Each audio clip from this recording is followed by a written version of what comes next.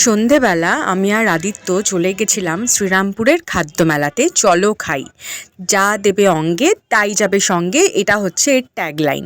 তো 21শে ডিসেম্বর এই খাদ্য মেলা স্টার্ট হয়েছে, চলবে 25শে ডিসেম্বর অবধি। আর শ্রীরামপুর রথের মেলা যেখানে হয় সেই রথের মেলা প্রাঙ্গণেই, মানে জগন্নাথ মন্দিরের পাশের যে মাঠ রয়েছে সেখানেই হয়েছে এই খাদ্য মেলা। 10 টাকা করে টিকিট, 5 বছরের ঊর্ধ্বে বাচ্চাদের টিকিট লাগছে। আর ভিতরে বিভিন্ন রকমের স্টল, নিউ দীঘা, সুন্দরবন, বকখালি এই সমস্ত জায়গার ফিশ আইটেম, বিভিন্ন ধরনের পিঠে, মিষ্টি, নবদ্বীপের লাল ক্ষীর দই, বেনারসের পান, টার্কিশ আইসক্রিমের দোকান, বিভিন্ন রকমের কাবাব, pulao, fried rice, chilli chicken, biryani এইসব তো আছেই। খুব সুন্দর একটা প্রোগ্রামও চলছিল, ভালো ভালো সিঙ্গাররা এসে এখানে পারফর্ম করছিলেন, আর আদিত্য খুব এনজয় করেছে। পছন্দ মতো কিছু ফিশ আইটেমস এখান থেকে কিনলাম, কিছু মিষ্টি কিনলাম, আর তারপরে বেশ অনেকক্ষণ এখানে